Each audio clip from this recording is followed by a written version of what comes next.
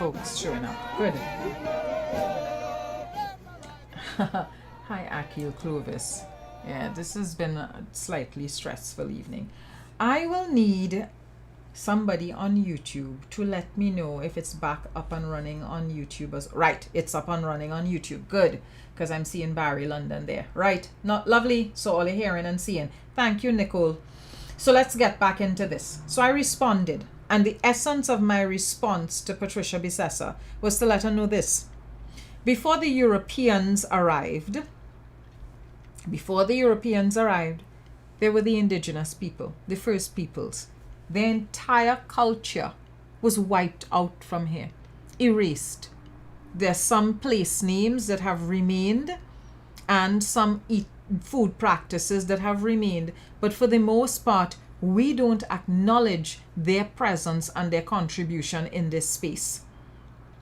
And because we don't acknowledge their presence and contribution in this space, I don't see that we need to continue to validate and valorize the culture that came and erased their culture. Because you see, this is the thing. When you insist on naming buildings and streets after people, what you're doing is you're celebrating them. Are we going to continue to celebrate the culture that was an oppressive culture? Remember, Europeans arrived in the New World and wiped out indigenous people. They arrived in the New World and tried to use indigenous people as free labor. They arrived in the New World and spread their diseases to indigenous peoples. They arrived in the New World and declared indigenous people barbaric and savage, and so therefore their culture had to be erased. So if you proceed and continue with the whole, we are keeping the names of European things on monuments and streets, and are we not celebrating them? Are we not then pretending that the things that they did here were worthy of being celebrated? And if that is the case, then we need to explain to ourselves why we happy with that, and why we content with that, and why we think it is okay to continue to name things or to have things here that have been named after Europeans, keep those things with those names. We have a couple streets in this country named after people who were responsible for Africa, We have streets here, the parts of Woodbrook, named after people who took part in wars in South Africa that killed Africans in South Africa. So people need to stop and think about things like that. Those are the kinds of conversations that this committee, because the OPM announced it today, that Cabinet has appointed a committee to review the placement of statues, monuments, and signage in Trinidad and Tobago. Now I know plenty people go be toting and up in the fields over that committee and the things that come out of that committee.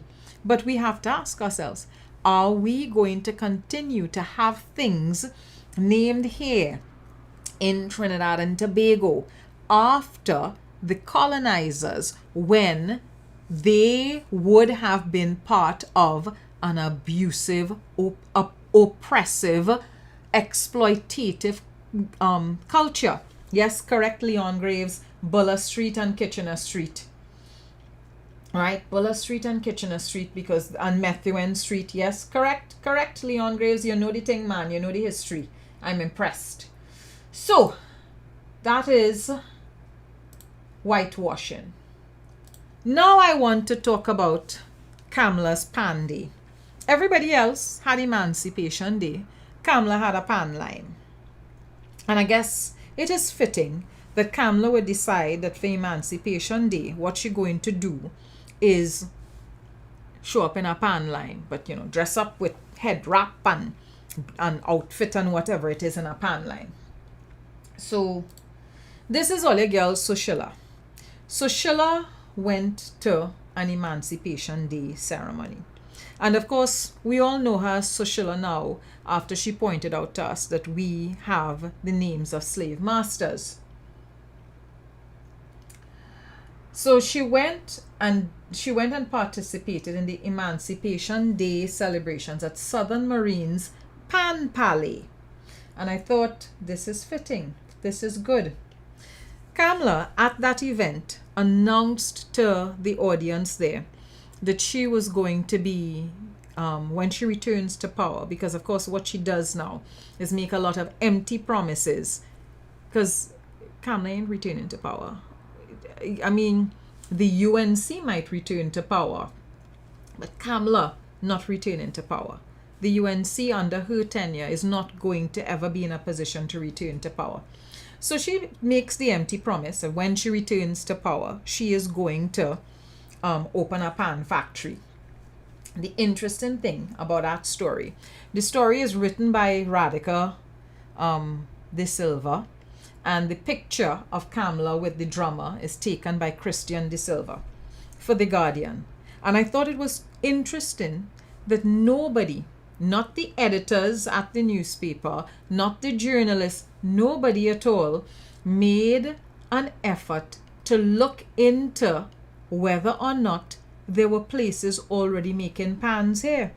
So a whole story that gives Kamala's side alone carte blanche about pan and she going to start a pan factory here, when in truth and in fact, we already have a pan factory here, and on the 11th of August, which is World Steel Pan Day, another pan factory is going to be opening up, right?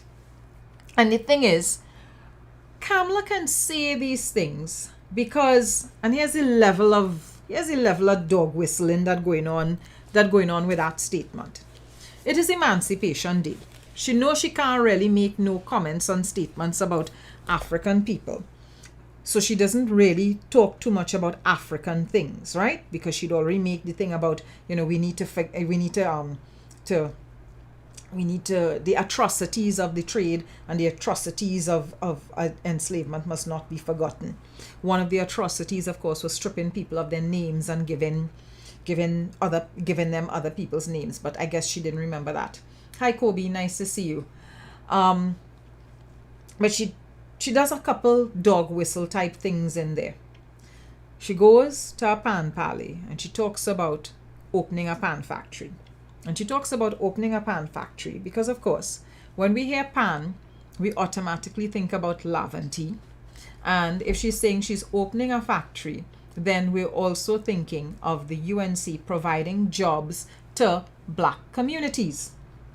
And there is a particular narrative that the United National Congress and other opposition forces keep repeating, which is that there are no jobs in Black communities. There's nothing going on in Black communities. Black communities are stagnant. Again, that is a narrative that is being promoted and perpetuated. But we will have to sit down here and talk about whether or not that is actually true. Because I will say this, there are many communities in this country that may be stagnating, but it may not necessarily be the communities that we are thinking of. So, to get into a couple things. One, there's going to be the launch of Mitco, right? They're going to be creating pans. But there are things that Kamala has forgotten. Last year, Hadco, the company that sponsors Phase 2, announced that they too are going to be investing in pan manufacturing. Under Kamala's tenure as Prime Minister, there are a couple of things that she did. One, they sued Professor Brian Copeland, the person who invented the GPAN, in October 2011. During the state of emergency, there would have been the announcement that Kamala Persad Bisessa's government, Kamala's AG, was suing Brian Copeland, and they also ended the Pan in Schools program. They put an end to that program. And people, I mean, Kamla's supporters were up in arms about teaching Pan in school. There was a lot of talk about, well, why you're not teaching, what is it? Is it tabla? I think, yes. There was this talk about why you're not teaching tabla in schools. And it's like, but we didn't create tabla here. Pan is a national instrument. So Kamla may have forgotten what she did to the national instrument. She may have forgotten the ways in which she hindered and hampered the development of the national instrument. But I forget, and many of you didn't forget. She put an end to the program in secondary schools, and they went after Professor Copeland, the person who would have invented the GPAN. So for Kamla to come now in 2022 and talk about how she's going to build a factory, a pan factory, come now, man. That's pandering. And you're using all of the dog whistle language inside there. Pandering. That is what you're doing. And for anybody to forget that and fall for that mama guy, well, you know, all you look for, all you get with that. Yes, correct, Corey. While the steel pan, Corey is saying that while the steel pan is yet to have official proclamation as our national instrument, there are many supporters of the UNC who refuse to accept the steel pan. Correct. And what we need to do is have that national proclamation take place. That needs to happen, and it needs to happen quickly. So, oh, no, wrong thing that I clicked on there. Right. So now I want to move on to talking about Black business lives mattering, right? So here is the Sunday Guardian. I need to wet my throat.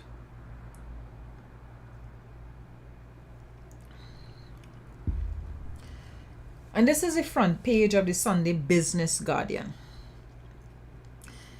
On the eve of emancipation, more black businesses needed. Limited assets a problem, challenges in accessing finance, insufficient community support.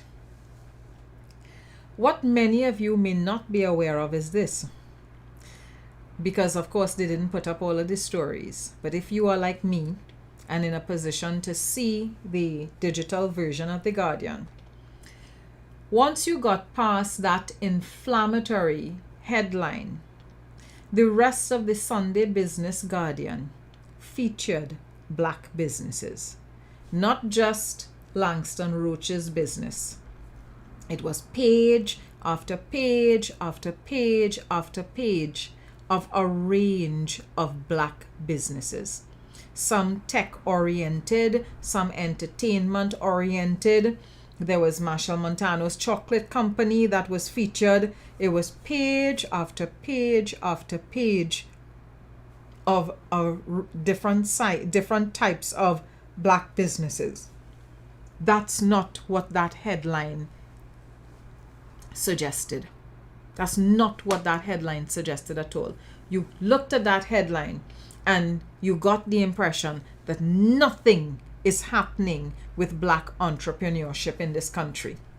But when I saw the headline, there were a couple things that came to mind, and there are a couple questions that I have for Curtis Williams, because Curtis Williams is the editor of the Business Guardian.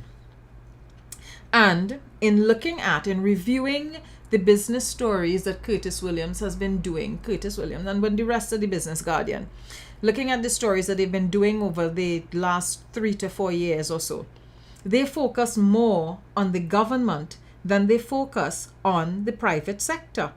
And you need to understand this. There are two business sectors in the country. There is the public business sector, that would be the range of the state enterprises, the various state companies. And then there is the private sector. We have a large private sector in this country. And when you go to any of the business pages, any of the business sections in the major mainstream traditional media business sections, they are focused on public sector business more than they are focused on private sector business. Curtis, this entire time, I don't think he has ever sat down and commissioned a series of investigative pieces into Ansa McCall, for instance. And the thing is, I would imagine that because you're in Guardian Media Limited and Ansa McCall may well be, your home company, there's a lot that you could do. There's a lot that you could be writing about. I don't see investigative pieces that explore what's going on in the banking sector. And the banking sector is a private sector. That's private sector entity. There is one state-owned bank in there. Yes, the state has shares in Republic, but it doesn't own Republic outright. There is one state-owned bank. And the state owns 51%, I think, in FCB. And then after that, the shares are divvied up to others. So I am always looking at the business section in these newspapers and wondering, well, when are they going to be looking at the private sector? When are you all going to be turning your lens on the private sector and talking about the things going on in the private sector? When are they going to start doing investigative pieces about the insurance industry and all of the hoodwinking the insurance industry does be doing? When are they going to be doing investigative pieces about bank rates, bank fees, and the fact that banks now want you to pay for online transactions? When is that going to be covered? So there are a range of things that I'm always looking at and thinking to myself, well, so how come they could only get excited when it's government sector, when it's state businesses, state enterprises, state businesses, but when it's private sector, they can't do that? You know why? Because The Guardian is a newspaper of the private sector business lobby in this country. So because The Guardian is backed by the private business sector in this country, mostly what it does is puff pieces and promotional pieces about the private sector, but it does not do hardcore investigative pieces on the private business sector in this country. So when I saw this thing about more black businesses needed, I don't want you all to get confused here. I think that there is a lot that has to be done for the black business sector in this country, but not just from the government, because there is only so much that the government ought to do and ought to participate in when it comes to private sector business. I think that the government's responsibility more than anything else is to make the ease of doing business, is to improve the ease of doing business. But I don't think that the government should be getting involved in creating businesses for the private sector. That's crazy. Because once you have the government creating business for the private sector, that's a public sector business. That's state enterprise. So there are a couple of questions I had to ask. I wanted to be able to ask Curtis. When you say that more black businesses are needed, which sectors we're referring to here? Because let's be very clear. There are lots of black businesses, but not in traditional sectors. The majority of barbers and hairdressers in this country are black. That's the hair industry, that's the hair care industry, that's the grooming industry. The grooming industry is a thriving industry in this country. It's also an industry that's probably not necessarily all on the books, because not everybody who's running a barbering salon or a hairdressing salon may be registered with the Board of Inland Revenue. But the grooming industry, spas, hair care, massage parlors, all of those things, booming industry. And there are a number of small and medium enterprise businesses in those sectors being run by black persons. There are also a number of boutiques. But before we get to boutiques, let's talk about what I know to be called huckstering. Who are the majority of persons doing the street trade? And by the street trade, I mean selling clothes, selling small items, selling knickknacks off the street, on the street. Again, black community. And again, a community that more likely than not is not registered in the official tax system. There's also seamstresses, tailors. Thank you very much, Melissa. You also have a number of people that are doing small business, that are doing repairs, right? So plumbers, carpenters, mechanics, tire places, food. Thank you very much, Melissa. So there are a range of small and medium businesses that Black people are they're participating in those sectors, but they are not necessarily all registered, and further to that, they may not necessarily be big businesses. They are businesses that are keeping households going, right? So I know a lot of small caterers, Black women who are caterers, or they're doing cakes, or they're doing desserts. So I want Curtis to tell me, when he is saying that we need to have more Black businesses, which sectors is he referring to? Does he think that something is only a business if it is a large business? Does he think that something is only a business if it is a registered business? Because I am putting it to you, it have plenty small unregistered businesses and medium unregistered businesses that are running and operating fete events, right? Entertainment. Pan.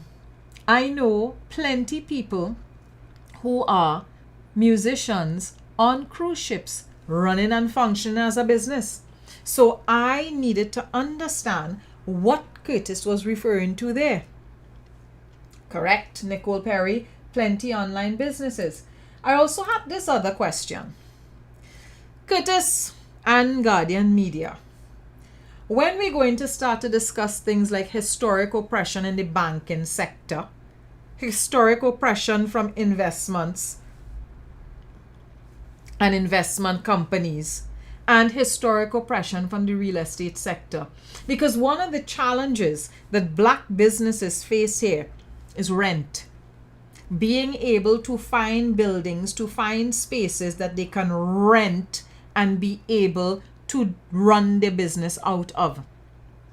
And we don't talk about the fact that the oppression in the banking sector from investment companies and from real estate spaces, the ways in which those sectors band together and use their power to shut Black businesses out. So there are a number of things that need to be discussed when we're talking about Black businesses and how Black businesses are allowed to thrive or not allowed to thrive. This issue here of investment. There is no private sector company in this country that does capital investments in businesses. Every time people need to get loans to boost their businesses, they have to go to the state. They go to NEDCO. That's where they get investment funding from. So when people want to talk about the government not doing anything for small businesses and medium-sized businesses, I'm going to say this. There is NEDCO, a whole company that is be giving grants and offering loans to businesses for them to be able to boost themselves. There is no private sector entity that is doing the same thing. All private sector entities like banks will give you a loan with high interest rates, but they don't give you grants, right? So remember that, please. Maybe one of these days, Curtis could get off your backside and write a proper story. But for now, that ain't happening. And this is the final question I have for him. How come the Business Guardian doesn't cover these issues within the private sector? How come they only cover these issues within the government? Why is it only state enterprise, and why is it only the government sector that you look at when you're discussing some of the previous issues I raised? Why is the private sector untouchable? What is it about the private sector that needs to be protected in that way? Right? So that's my last question for Curtis. So now we move on to Philip, my dear, and Philip's very dangerous narrative. So let me play the recording. Morning, Trinidad and Tobago. I play in the first 48 seconds of this because it's Philip's challenge to me. And when the challenge to me is finished, I'm going to respond to his challenge. I really try to ignore certain people and ignore certain things because I'm the certain people that he claims he tries to ignore. But Philip lie. Philip knew he's be going to bed with me on his mind, and he's be waking up with me on his mind. Because last night, Philip spent a lot of time spamming my page. And then he got up this morning and did a live about me. And that's because all of this goodness is be on his mind all the time. it's not good for your spirit and it's not good for the national conversation to even keep referring to these people. But the PNM has a divisive racist agenda to say that you would... I like how whenever they have to talk about me, they have to start first with talking about the PNM. As if I just reside in Balize House, as if I don't have any other identity outside of a political party.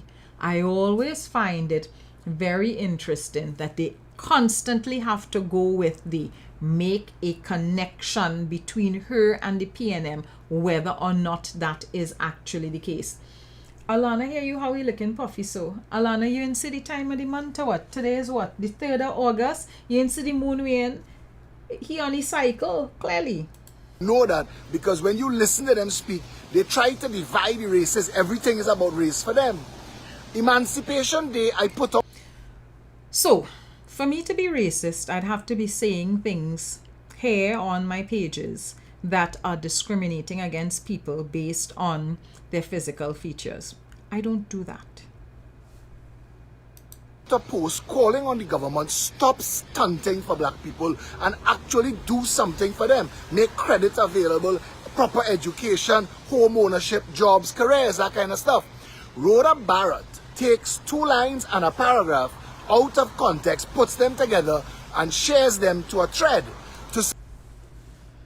He's pronounced my name proper. That's because he always thinking about me.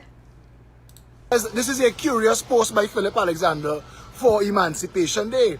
People who are asking her, why don't you post the original post? She's giving them all kind of twists and deflect and misdirection. But people are asking, who have seen the original post, they're saying to Rhoda, but Rhoda, what you're writing there is not true. That is not... So, this is where Philip begins to lie. And I am now going to explain a number of things. And one of the things that I'm going to be explaining, of course, is why I chose to only put part of the post. But now I'm going to go through Philip's entire post, paragraph by paragraph, because I want to do the analysis with you all. So let's go.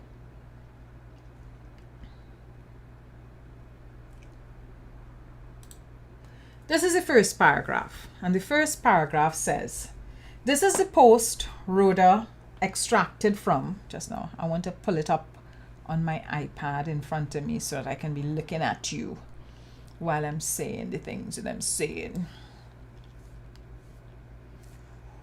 Right. Hey, I opened up the wrong thing. Rhoda, what is wrong with you? And I open it up and all I seen is Mala Dukaran face. Cha. Where we at? Where we at? Where we at? Good. Here we at. He says, this is the post Rhoda extracted that from. Read it in its entirety and see if it suggests that what that post she is sharing suggests. Please don't be used for her racist agenda.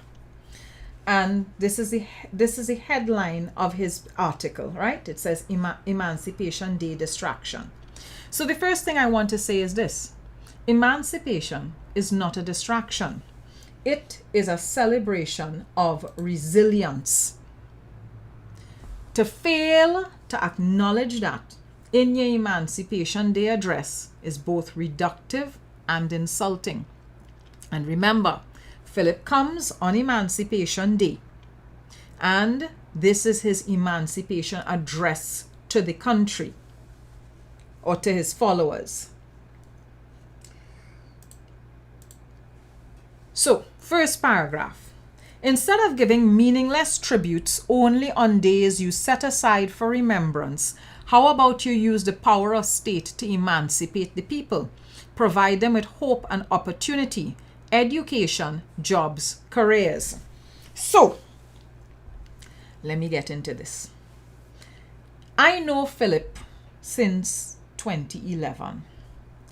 Prior to that, I would have known Philip on social media. I'd be seeing posts from him on social media, but the first time I actively engaged with Philip was around 2011 when Daniel Guerra was murdered. Philip Edward Alexander is a man who once put up a post that basically said, to solve crime in this country, what you need to do is put up a wall around like Beetham and Laventille or something like that, so, and basically block off people from certain black communities in this country and just throw KFC over the wall to feed them. Philip said that somewhere around 2009. That's what he said. He said that is how to deal with crime in this country. Then thereafter, he wrote a post called Calling a Spade a Spade. And in the Calling a Spade post, he basically talked about black people being the source of everything that was wrong with our society. So that is the Philip I know. That is the Philip I met. Philip, back in 2011, felt that one way to improve the black community here was to go into Celots and Beetham and Laventille and give children brand name clothing. That's what he thought should be done.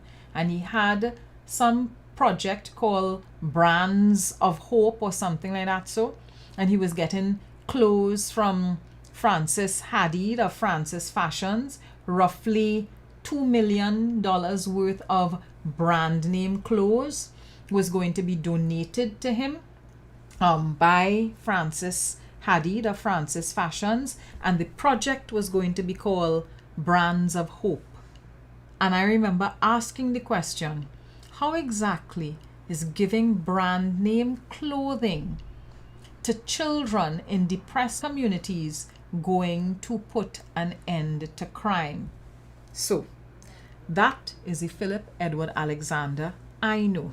Somebody who would happily use race and exploit race to his own ends.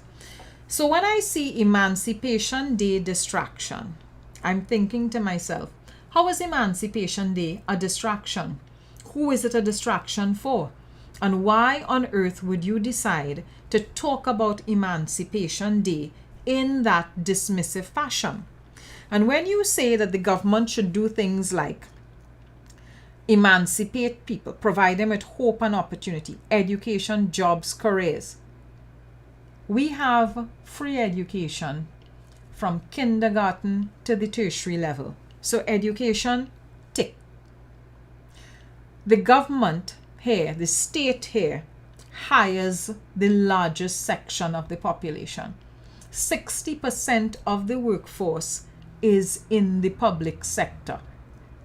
The rest of the workforce, whatever that rest of the workforce is, will be either private sector or self-employed. 60% of the workforce is hired by the public sector. So if the state is already the largest employer, if the state is already providing free education from kindergarten all the way up to tertiary level. What is Philip on about? But you see, this is the thing with people like Philip. Philip knows that people will read and read emotively. He knows that people will read and they will not stop to think. And so that's why this evening we are going to go through Philip's rant paragraph by paragraph, right? So the government is already providing education. The government is already providing jobs, possibly even more jobs than it ought to be providing. Let's move on. Third paragraph, he says, I understand it's far too easy to dress up in African clothes. No, Philip, it is actually not easy to dress up in African clothes. You know why? African clothes don't be knocking dog in store after store after store in Trinidad and Tobago. Oftentimes, to get good African clothes, you have to go to specialist boutiques and specialist providers of African clothes. And thereafter, wearing African clothes has often gotten people ridiculed. It is only in the last 10 years or so that wearing African-inspired clothing and ethnic garb is not necessarily a source of ponging people and poking fun at people. But for a very long period of time, people used to watch your cocky eye when you put on African-inspired clothing. So he says, but the jail cells are full of little black children. And this is a key trope with Philip. Philip likes to talk about black people being imprisoned. He likes to talk about black people being incarcerated. Number one, there are no black children in prison. You will have adults in the adult prison. You will have juvenile delinquents in the youth training center. No little children. Further to that, when you look at our prison population in Trinidad and Tobago is also reflective of the ethnic population here. So you will have persons of East Indian descent in the prisons as well. You will also note that there are fewer persons of Chinese descent, white descent, and Middle Eastern descent in the prison system. That may be because of their numbers in society and the fact that, for the most part, they are protected by privilege. Because who have money could bribe police and hire lawyers and make sure that they look after each other. Who don't have money, which would be the case with the two major ethnic groups here, are the ones who invariably end up in our criminal justice system. But Philip doesn't discuss those things. He doesn't discuss those disparities. He doesn't discuss systemic racism and the ways in which things like the police service and the judicial system and the overall criminal justice system feature a lot of corruption that basically favors people who have money. And here you find that the people who are in the higher income groups are also people who are lighter complexioned. Right? But he talks here, when he talks about the state using the power of state to right the human rights atrocities, a government can't step into the judicial system. So if you don't, as a person, understand that the judiciary is a separate arm of governance here, you will read this paragraph and you'll think to yourself, true, why the government not preventing black people from going into jail? When in truth and in fact, the government, the executive part of our democracy, cannot interfere with the judiciary. If a government was to step in and basically say to the judiciary, release black people because they are black people, that's an act of prejudice. That's also the government overstepping its boundaries and doing something illegal. So if you don't have your wits about you, when you're reading this, it will appeal to your emotive side, but your logical side not going to pick up on the fact that Philip is basically blaming the government for people ending up in jail and then saying that the government needs to release them from prison when the government, the executive, does not actually have any control over the judicial system. The most the government could do is pass legislation in the parliament. But the government cannot go and release people from prison. Not even the Attorney General could release people from prison. So I looked at that and I thought to myself, but this is shit. Plain and simple. The entire post was shit. It was emotional, emotive shit. It kept saying things that would sound nice to people, but was entirely illogical. But let's go on to the next point, right? Point number 4. The Prime Minister and opposition leader are sickening in their constant stunting. Use the parliament to address the issues that have the grandchildren of Africa long suffering on this plantation and save the meaningless holiday distractions. I'm going to ask again. Who is emancipation meaningless to, Philip? How do you think it's right as somebody who is the leader of a political party? I mean, today is the leader, tomorrow is not the leader. You could never make up your mind, right? But how do you, as somebody who is positioning yourself as leader and wanting to vie for leadership here, how do you go about saying that emancipation is meaningless? Who is emancipation meaningless to? And how is emancipation a holiday distraction? How is putting on ethnic garb something that we were stripped of, right? Because we were stripped naked before we got here. And 186 years later, we're in a position to buy the clothes with money that we earning from jobs that we have, jobs that we chose to do. Not jobs that we forced to do, jobs that we would have applied for. We ain't paying no $50 for the job. We apply for the work, we qualify for the work, we get the work. And we take the little kakara that we earning from the work and we buy clothes and we put on the clothes to come and celebrate what our ancestors endured so that we could be here today. And you, Philip, get up on Emancipation Day and take your whole self to write a post to talk about meaningless holiday distractions. Mind you, if you were to go back to Indian Arrival Day this year, Philip ain't write no post telling people Indian Arrival Day is a meaningless day. As a matter of fact, if I remember, he wrote a post talking about why it must be Indian Arrival Day and not just Arrival Day, right? So there was no post back then telling people forget that meaningless holiday and why you're dressing up for that meaningless holiday. Yet, come Emancipation Day is a meaningless holiday. It's a distraction. Why are you bothering to put on clothes, right? Yes, it might be easy to put on clothes. Why are you bothering to put on clothes? Let's go to the next. Let's go to the next paragraph. And this is the paragraph that I chose to highlight, and I will explain why I chose to highlight it. He says, Syrians, whites, and Chinese have no special days, but have money and opportunity even though they too arrived here with nothing but the clothes on their backs. Hey, give I strength, yes. Give I strength.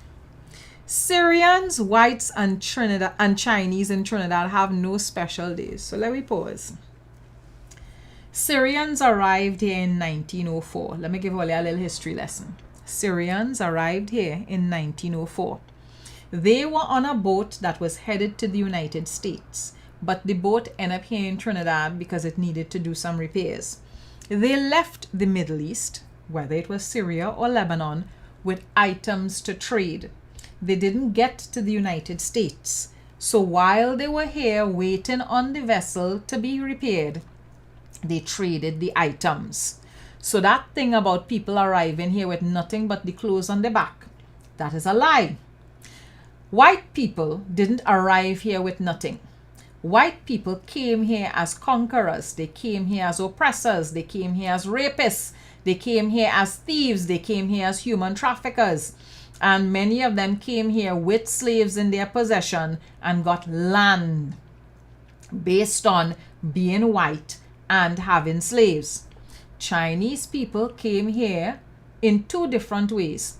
Some came in the 1860s as bond labor. Well, the first boat of Chinese immigrants came in 1806, but thereafter, either late 1850s or the 1860s, Chinese came here as bond laborers. In the 1900s, Chinese came here as migrants. They just migrated, came, and they would come with whatever they would have and set up business, whether it is restaurants, groceries, whatever.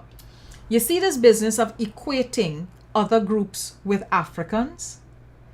This paragraph is the most upsetting, dangerous, and racist paragraph in that entire spiel, because it is dog whistling, it is creating false equivalencies, it is building a straw man argument, and it is gaslighting its readers all in one. This paragraph is pretending that Syrians, whites, Chinese, and people of African descent all came here in the same way. This paragraph is pretending that Syrians, whites, and Chinese were also enslaved people. So when you write a paragraph like that, and you pretend as if these three groups that arrived here under entirely different circumstances from black people are the same as black people, and they somehow managed to get their act together, but black people ain't managed to get their act together, this is racist and divisive and dangerous. So the reason I highlighted this particular paragraph is because of all the paragraphs in that piece of shit that Philip wrote. This was the most dangerous and the most racist paragraph in the entire shit post that he wrote. And he wrote this on Emancipation Day. So I want you all to understand that. On Emancipation Day, Philip Edward Alexander get up, lost the keys to his head, and write a whole shit post. And in the shit post, he decides that Syrians, whites, and Chinese came here the same way enslaved Africans came here. So when Philip wake up this morning with me on his mind and talking about how I racist, I say to myself, Rhoda Gale, gather thine frills. Gather your frills and sit down and do a live to show people how that one paragraph that I highlighted was the most racist paragraph in all the paragraphs he write. And that is paragraph 5. It still have more paragraph to go. All right? So let me continue. But I want you all to understand that this paragraph is the most racist, damaging, and dangerous paragraph in the entire shitpost. And that is why I highlighted it. Because black people didn't arrive here. Black people were trafficked here. They were caught, they were enslaved, and they were shipped here. European people jump on a boat and come here willingly. Syrians and Lebanese, so Middle Eastern people, jumped on a vessel en route to the United States. The vessel had to dock here. They got off the vessel willingly and chose to stay. They made an active choice. Chinese people in the 1800s made an active choice to come here as bond labor. Chinese people in the 1900s made an active choice to come here as merchants and businessmen. People don't pick up themselves and go to places to catch their ass. I want all to understand that. Nobody just pick up themselves and say, hey, things rough where I live in. Let me go and live and work in a country that's worse than the country I currently in. Nobody just do that. If any of you here on my live looking to migrate, you're looking to migrate to a country where the economy thriving. You're looking to migrate to a country where it have work. You're looking to migrate to a country where you could improve your individual circumstances. So when you're seeing people picking up themselves and migrating to Trinidad and Tobago to work, they ain't coming here because they hear that here is where you just catch your ass. They come in here because they have heard that here is where you could make a living, earn some money, and improve your circumstances. So, let me go on to the next paragraph. That is paragraph 5. Paragraph 6. He says, regulate the financial sector so that black skin could get finance for black ideas and turn worker bees into entrepreneurs. I don't know how to break this to Philip, The financial sector is regulated. It's called the Central Bank of Trinidad and Tobago. And black people can get finance for ideas. It's called NEDCO. I just talked about NEDCO.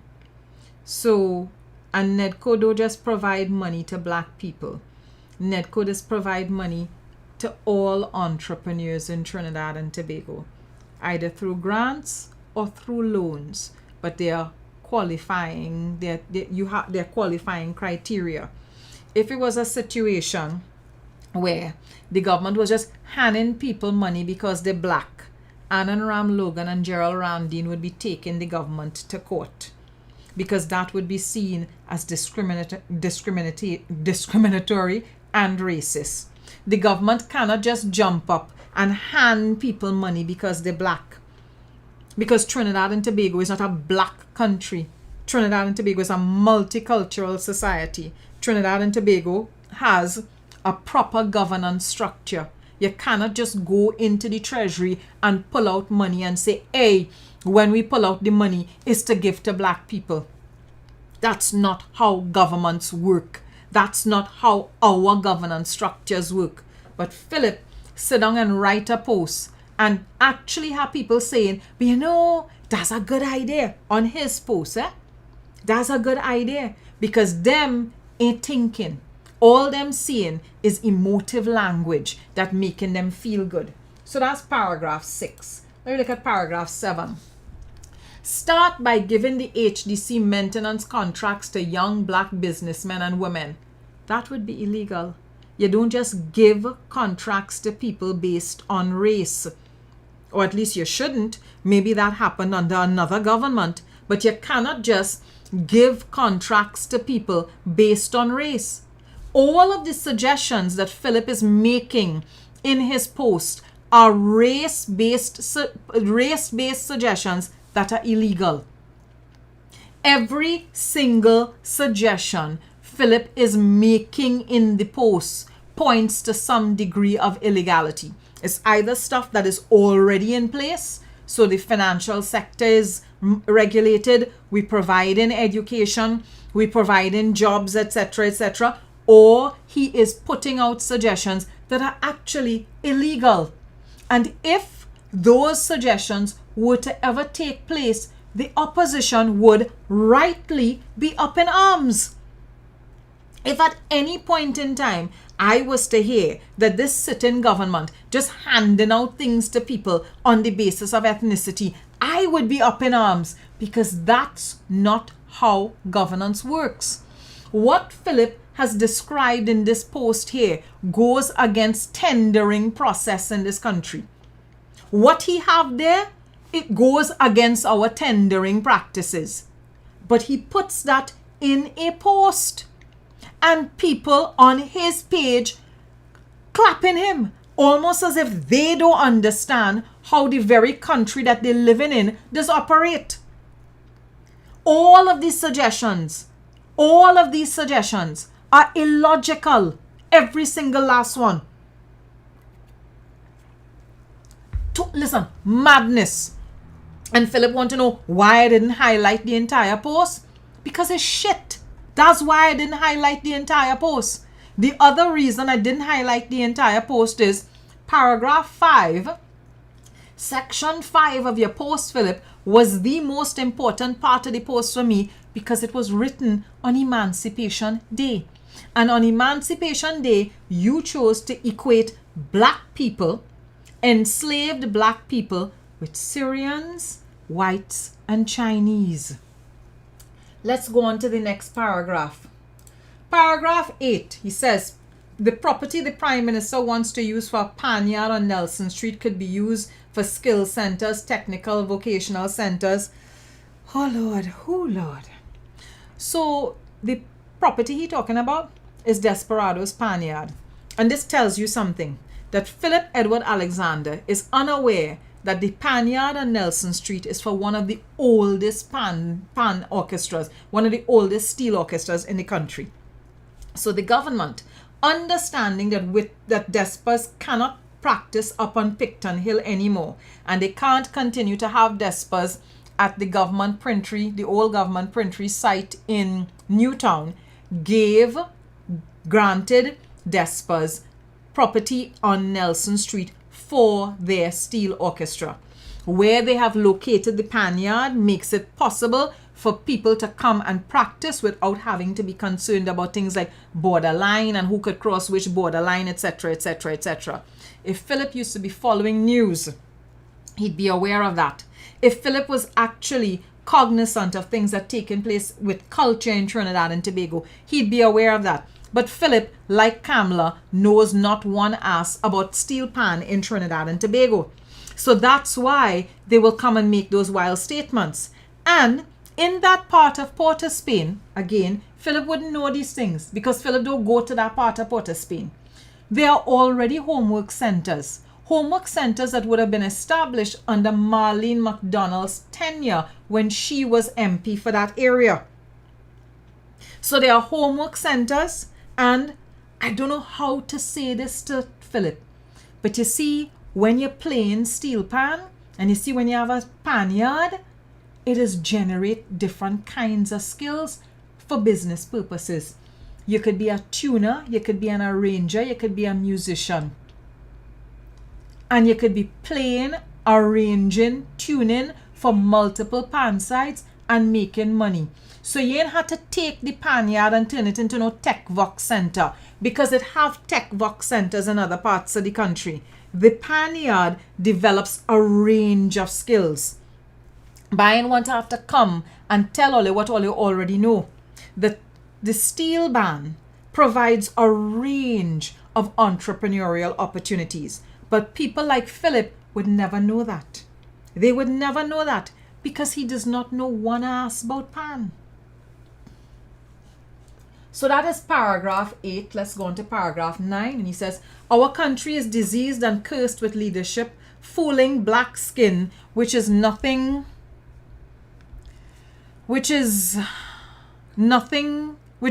doing nothing to foster their development, but stunting once a year in African clothes, reminding them that their ancestors were slaves. So I want to ask this. What is wrong, Philip, with having Emancipation as a holiday that reminds myself and other persons that my ancestors were captured by white people, brought here as enslaved persons, and triumphed through it all and survived long enough so that I could be here? See, the thing is this, Philip, because the African clothes thing real seemed to be bothering Philip. It repeated throughout the post, right? He railed African clothes, African clothes, African clothes. What it is about African clothes have you so upset, Philip? what it is about people who were stripped of their clothing, having their forebears come and put on their clothing to celebrate them. Why it bothering you so much, Philip? So if I braid my hair, Philip, that would have bother you too? If I put on a head wrap, Philip, that would have bother you too? Why black people celebrating their blackness and their resilience and having survived? Why that bothering you so much? And so now let's go down to paragraph 10. He says, ask Rhoda why she deleted the entire post when it was shared and why she won't. Rhoda is a sick person making enemies when none should exist. Have a good day. And I'm going to repeat what I said earlier on when I talked about paragraph 5. I did not put up the entire post because I didn't feel that I needed to put up the entire post because it was a shit post. I put up paragraph 5 because paragraph 5 is racist, damaging, and dangerous. And I wanted my audience who follows me on Newsauce to be aware of how damaging, dangerous, and racist that paragraph was without even having to contextualize it in the whole post. But after he comments and send people to spam my inbox and send Avi Mahabir to put messages all over the place. After he did that, I said to myself, nah, this is a teachable moment. And as somebody who is in the education system here, I feel it is necessary. It was necessary to use this as a teachable moment and get people to grasp and understand how dangerous posts like that are. Because the way Philip write the post, it sound nice. Why the government do all of these things? And then when you pause and you read through it, paragraph by paragraph, and you analyze it, you realize that it is a hot, steaming pile of shit. I ain't done here. Philip and them get so upset about me posting about all of these things, whether it is stuff to do with his post or whether it's stuff to do with the nonsense that Kamla and they would have posted, that a couple people sent me death threats. And I'm going to show you one person who sent me death threats here. So this person, not particularly clever, Natas, which is actually Satan backwards, right?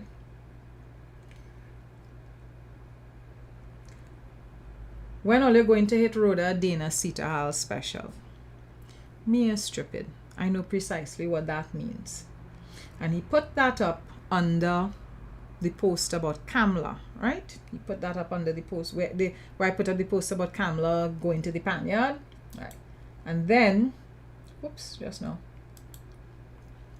He came under the post about Philip, and let me read this out for you. He says, Ole dotish bad, you know. Ole always feel somebody on Ole. Africans is the most racist. That's why they always finding race in everything. And Rhoda always making confusion amongst the people. She is the great divider. So, you know why? Because she paid to do so. But all good things come to an end. Rhoda, be very careful of your surroundings when you're outside. You never know who decide you talk too much shit and it's time you stopped. So these are some of the posts that they put up. And these are some of the posts that I deleted off my thread. I also deleted the spam that they came and they put on the thread. Because my wall is not for that foolishness. My wall, my personal profile, and my pages are meant to educate my followers. And all of you understand precisely what I am doing with my page. All of you understand, every single last one of you that are here, that follow me avidly, you know why you are here. You know you are here because of the caliber of information you just get. You know you are here because of the caliber of analysis that you get. You know that you are here because at the end of one of my lives, I didn't just rant and make noise and carry on. At the end of one of my lives, you have learned something. In the middle of the life, you just learn something. By the time the life start, you learn something. And that's why you are here. And my goal, you see, all of them who just be upset and start to carry on about PNM. If I wanted to, I could sit down here every single time I do a live and bawl great as the PNM and tell them make sure they vote PNM. I have never, not once, sat here and ever told anybody who to vote for or how to vote. Never, not once. Or they're smart or they could pick sense from nonsense. And all of you understand easily. Every single last one of you understands that what I am doing here is trying to educate the public. I want to get all to the point where all they're thinking differently and thinking about things like emancipation and independence from an individual as well as a communal level. I want to get all to the point where in 2 or 3 years time, me and her come here and do a live. Because the kind of conversation all they will be having on social media, I wouldn't even need to come and do a live. That is what I want. That is why I am here. That is why I just spend the time and take time out of my day-to-day existence to do these things. Because it's important. It's important to develop a level of conversation.